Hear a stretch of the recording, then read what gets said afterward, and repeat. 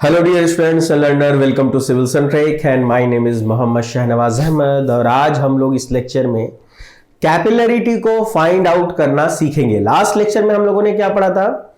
हम लोगों ने लास्ट लेक्चर में देखा था कि कैपिलरिटी क्या होता है, कितने टाइप का होता है, और अगर राइज होगा तो इसके क्या क्या कंडीशंस होंगे, फॉल होगा इसके क्या क्या कंडीशंस होंगे। क्लियर है? आज हम लोग लेकिन ये करेंगे कि कैपिलरिटी को फाइंड आउट करना सीखेंगे। मतलब ये है कि ये कैपिलरी राइज या फॉल जो है, ये जो हो रहा है, इसको हम लोग कैसे कैलकुलेट करेंगे। क्लियर है? चलिए देखिए, तो सबसे पहले हम लोग क्या करते हैं, इसको कैलकुलेट करने के लिए सपोज दैट मैंने एक कंटेनर ले लिया और आपको समझाने के लिए हम लोग बहुत ही अच्छे से डायग्रामेटिकली इसको समझने की कोशिश करेंगे। क्योंकि देखो, सारा फंडा उसी में छिपा हुआ है कि ये हो कैसे रहा है, आखिर में ऊपर राइज कैसे कर रहा है। ठीक है, चलिए देखिए। तो सबसे पहले हमने क्या किया आपको कि एक कंटेनर ले लिया। सपोज दैट मैंने एक कंटेनर ले लिया और इस कंटेनर में हम ऐसा करते हैं कि एक बहुत ही फाइन डायामीटर का ट्यूब क्या करते हैं, सबमर्ज कर देते हैं, इंसर्ट कर देते हैं। ठीक है, इमर्ज कर देते हैं। ठीक है, और इसके अंदर वाटर ले लेते हैं। मान लीजिए हम क्या कर लेते हैं, इसके अंदर वाटर का केस ले लेते हैं। ठीक है, तो हमने अभी फिलहाल आपको दिखाया कि देखिए हम क्या कर रहे हैं कि इसमें एक इस तरीके का हम लोग क्या कर रहे हैं, ट्यूब इन डाल दिया और इसके अंदर क्या है, आपको वाटर है। ठीक है, इसके अंदर क्या है, तो आपको वाटर हम लोग ले लेते हैं सपोज दैट। तो देखिए हमने कहा कि देखिए इसको हमने वाटर में क्या कर दिया है, डिप कर दिया है आपको। ठीक है, चारों तरफ ये वाटर ही वाटर है। तो आपको क्या होगा कि ये वाटर है, जो ये वाटर उसके ऊपर क्या होगा, राइज करेगा। क्योंकि हम लोगों ने ऑलरेडी देखा है कि वाटर इन ग्लास वाले केस में कैपिलरी क्या करता है, राइज करता है। ठीक है,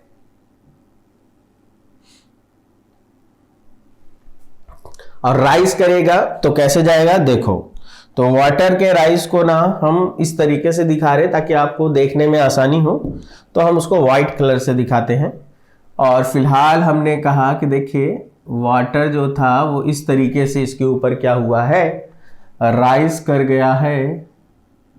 ठीक है, ये वाटर इसके ऊपर क्या कर गया है, राइज कर गया है। ठीक है, इसमें और ये कितने हाइट तक ऊपर राइज किया है, तो इसको अगर हम लोग मान लें तो मैंने कहा कि ये जो हाइट है ना, यहां तक की ये हाइट कितनी है आपको, ये है मान लीजिए h हाइट। ठीक है, तो सपोज दैट हमने इसको माना कि ये कितने हाइट तक है, तो ये है मेरा h हाइट, जिसको हम लोग राइज कहेंगे। यही है मेरा कैपिलरी राइज। ठीक है, ये है मेरा कैपिलरी राइज, जो कि हाइट उतना है। ठीक है, अब देखो अगर इसको समझना है तो इसको समझने के लिए पहले आपको ये समझना पड़ेगा कि आखिर ये जो ऊपर चढ़ा है ये कैसे चढ़ेगा, ये क्यों चढ़ेगा। तो इस चीज को समझने के लिए आपको इस डायग्राम को, पहली बात तो ये है कि 3D में समझना पड़ेगा। ठीक है, तो देखो 3D में समझने के लिए हम लोग यहां पर फिर से एक छोटा सा डायग्राम आपको बना के दिखाते हैं और उस डायग्राम के हिसाब से हम आपको आगे चलेंगे। ठीक है, तो सपोज दैट देखिए हम क्या कर रहे हैं, हमने क्या किया, हमने आपको दिखाया कि देखिए ये कुछ ऐसा है।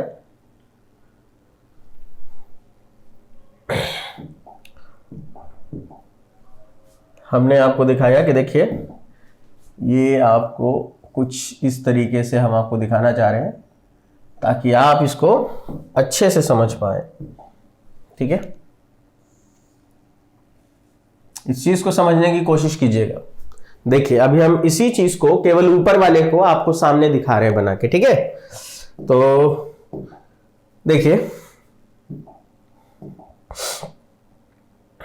आपको इसको दिखाने के लिए हम लोग क्या कर रहे हैं कि हम लोग आपको यहाँ पर इस चीज़ को समझिएगा। मैंने ये यहाँ तक ऐसे मिलाया और ये इस तरीके से मिलाया और फिर इसको इस तरीके से यहाँ पर मिला दिया। अब देखो ये क्या चीज़ है, तुम जब सामने से देखोगे ना तो वो राइस केवल ऐसे दिख रहा है, लेकिन जब ऊपर से देखोगे, ऊपर से झांकोगे तो वो इस तरीके का होगा, एक कटोरे जैसा होगा जो यहां दिख रहा है, जिसके चारों तरफ, उसके चारों तरफ सरकमफ्रेंस पे जो फ्लूइड है वो इस तरीके से चढ़ा हुआ है, लेकिन वो फ्लूइड इस तरीके से है। तो आपको एक्चुअल में फ्लूइड का शेप ऊपर से देखने पे पता चलेगा कि वो कैसा है, एक कटोरे जैसा है, एक छोटे से सॉसर जैसा शेप है उसका, ठीक है। इस तरीके का शेप आपको दिखाई देगा, ठीक है। अब उसमें ध्यान से समझो क्या है कि इसमें क्या है ना, पूरा का पूरा इस तरीके से आपको फ्लूइड भरा हुआ था, ठीक है। ये पूरा का पूरा फ्लूइड इसमें फिल्ड था हर जगह, ये फ्लूइड है, लेकिन फ्लूइड कुछ इस तरीके से भरा हुआ है और शेप ऐसा बनेगा, ठीक है। तो जो फ्लूइड इसमें भरा हुआ है उसका वेट किधर की तरफ एक्ट करेगा, mg की तरफ, ठीक है।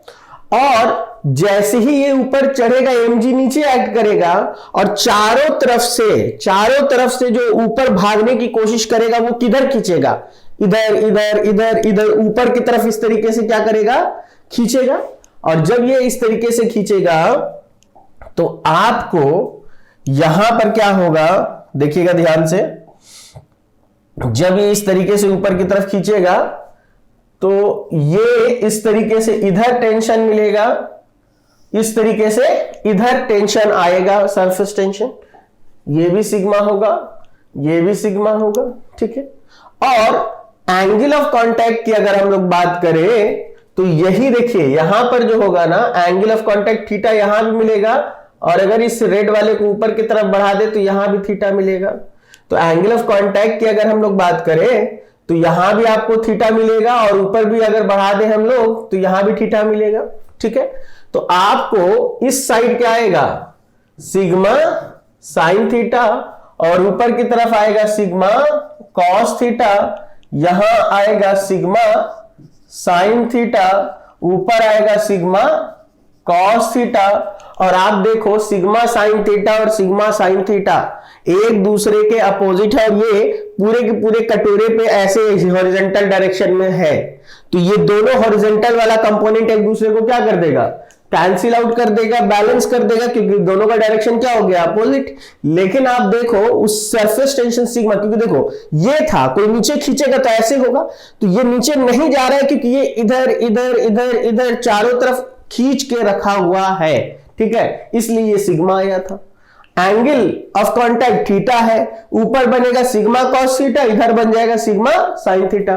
तो पता ये चला कि ये जो सिग्मा कॉस थीटा है ये इसके ऊपर हर जगह लग रहा होगा इस तरीके से, ठीक है। और आप देखिए ये सिग्मा कॉस थीटा जो है ना, ये क्या है, ये आपको सरफेस टेंशन है जो वर्टिकली अपवर्ड डायरेक्शन में क्या कर रहा होगा, एक्ट कर रहा होगा। क्योंकि देखो साइन थीटा तो कैंसिल आउट हो गया, लेकिन sigma cos theta cancel out नहीं होगा, और यही वो सरफेस टेंशन है जो कि वर्टिकली अपवर्ड डायरेक्शन में, ऊपर के डायरेक्शन में क्या करेगा, सरफेस टेंशन फोर्स को जनरेट करेगा।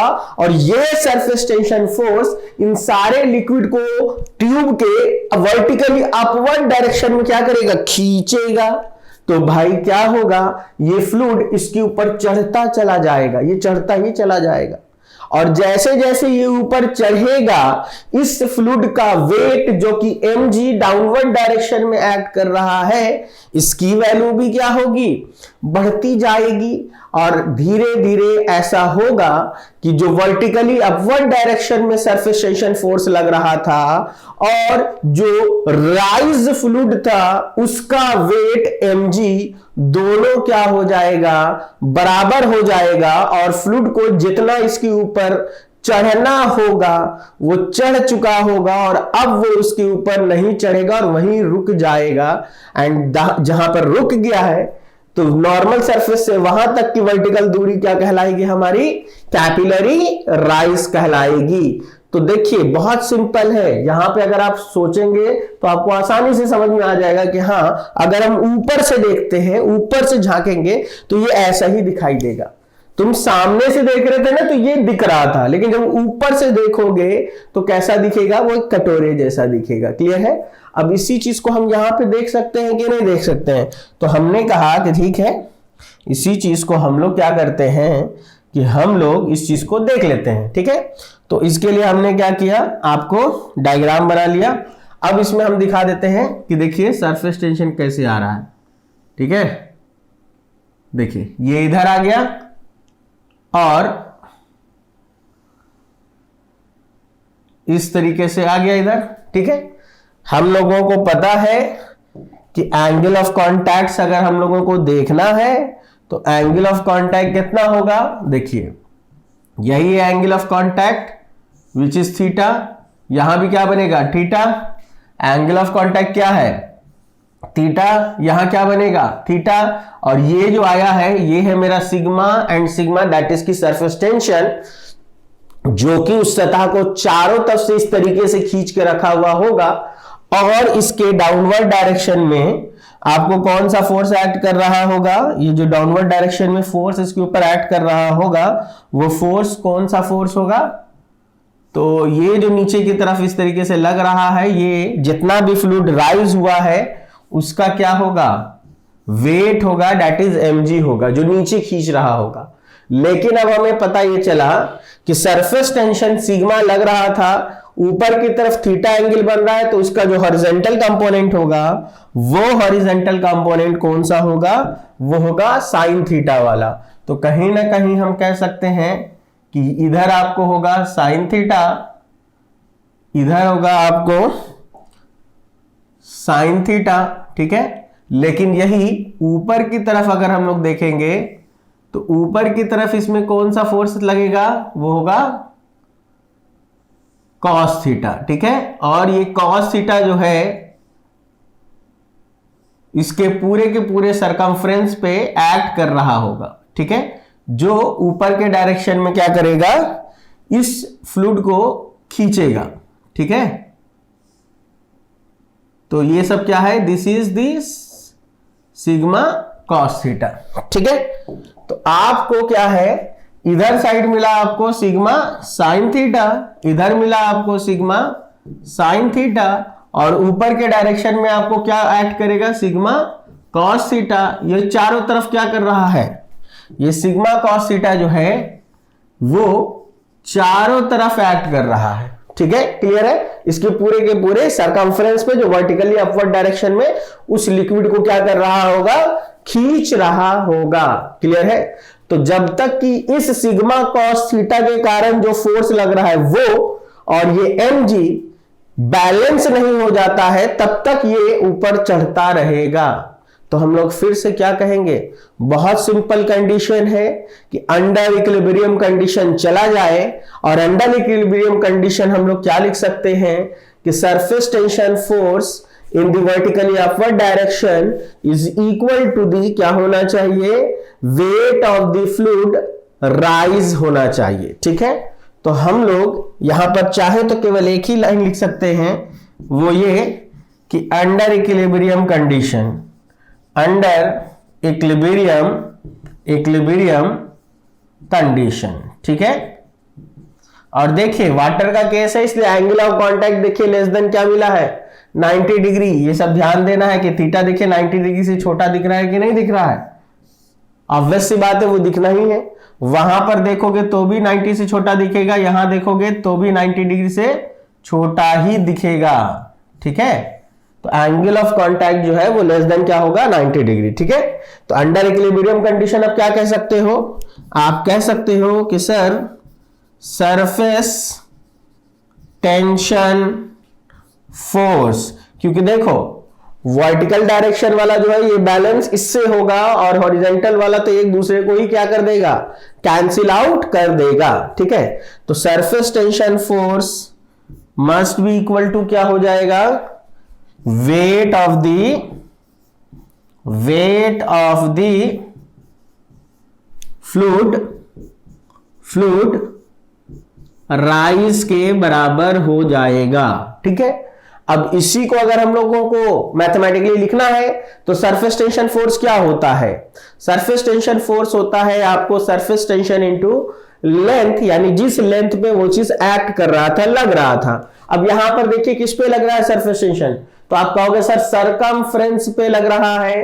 अगर मान लिया मेरा जो सिलेंडर था इसका रेडियस कितना था, सपोज दैट अगर मैंने मान लिया कि इस का रेडियस था कैपिटल आर, तो इसका सरकमफ्रेंस हम ले सकते हैं।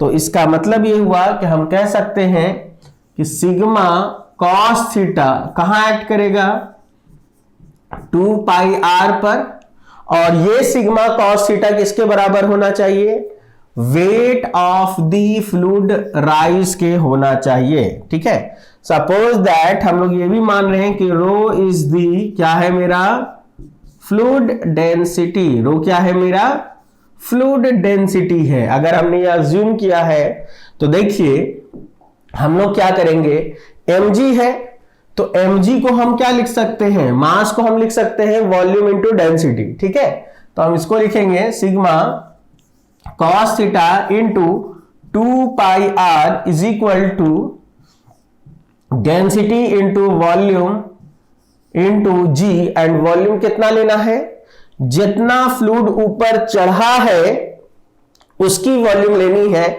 और सिलेंडर की वॉल्यूम क्या होती है, पाई आर स्क्वायर इंटू लेंथ। तो यहां पर कितने लेंथ के लिए लेना है, तो h हाइट के लेना है।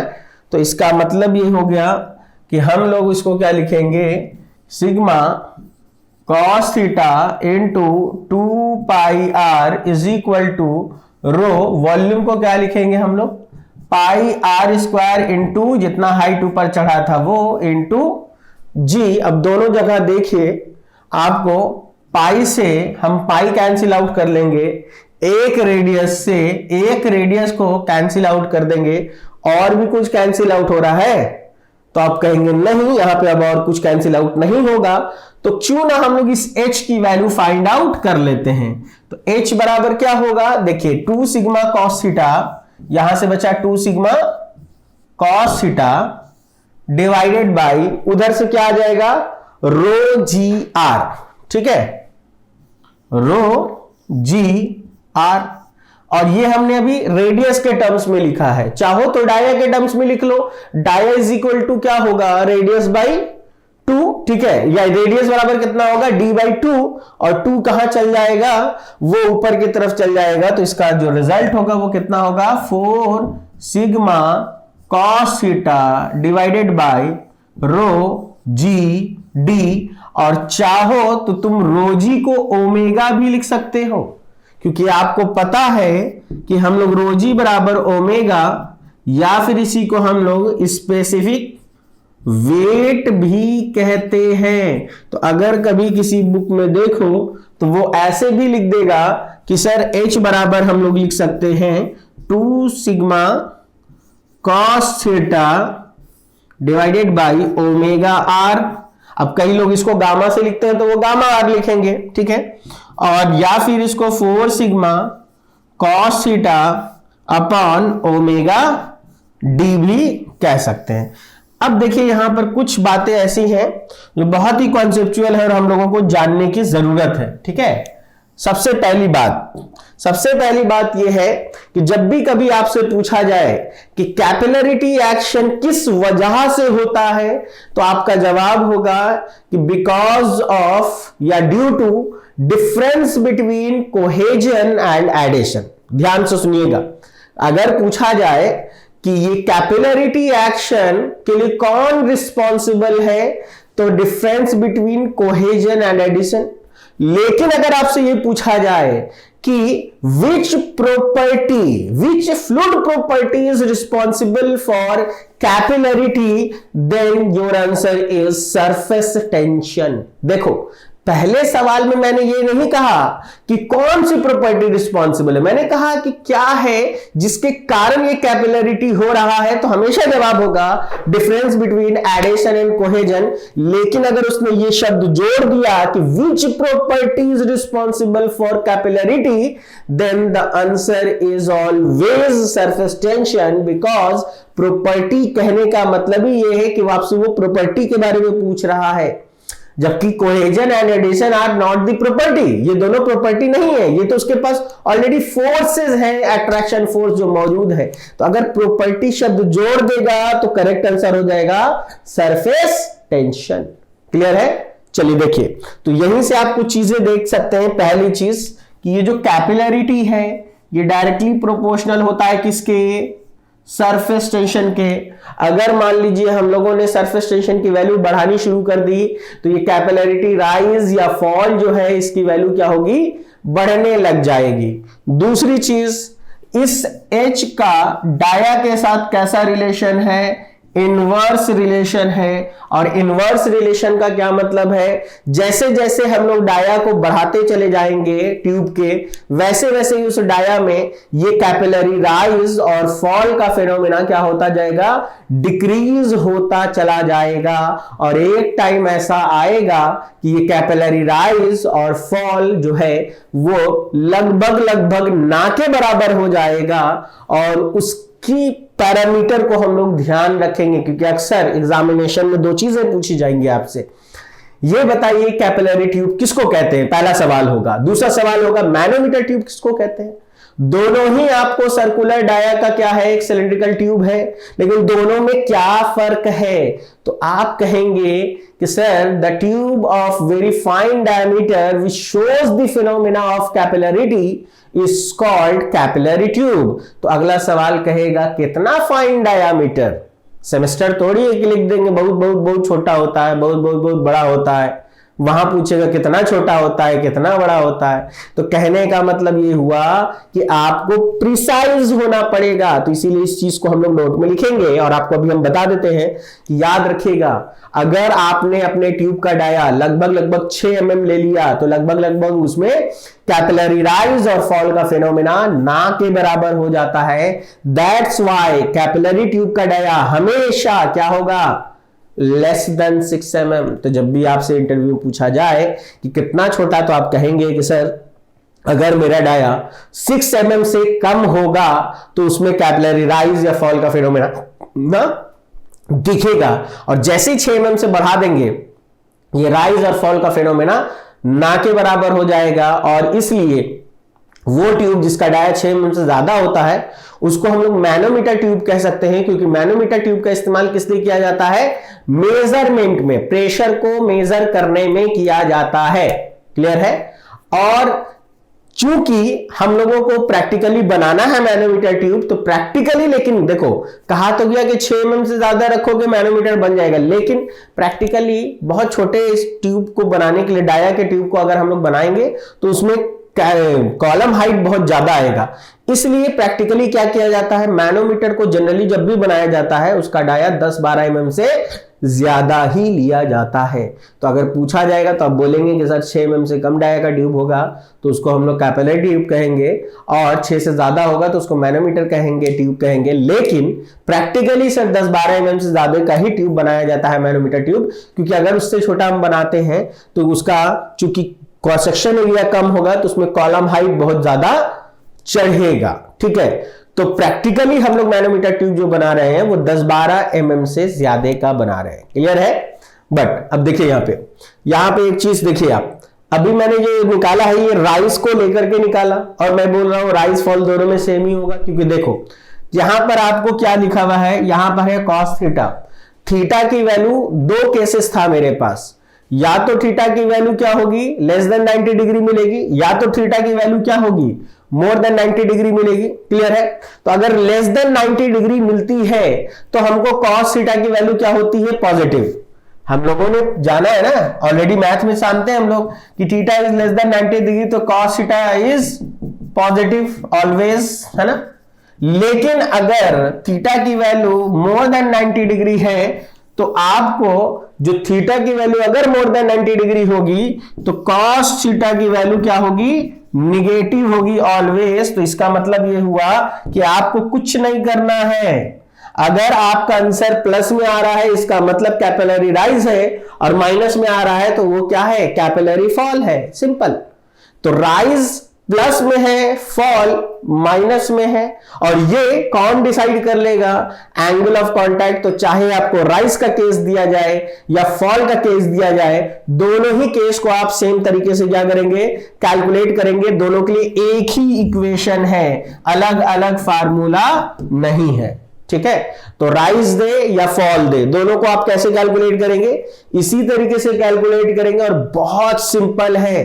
देखो हर चीज को लॉजिकली समझो, लॉजिकली समझोगे तो कभी गलती नहीं होगी। तो हमेशा याद रखो, अगर सिर्फ सवाल में लिखा हो कि which one is responsible for the capillarity, तो ऑप्शन में हमेशा आप चूज करेंगे कोहेजन एंड एडेशन बोथ, या difference between cohesion and adhesion, ठीक है।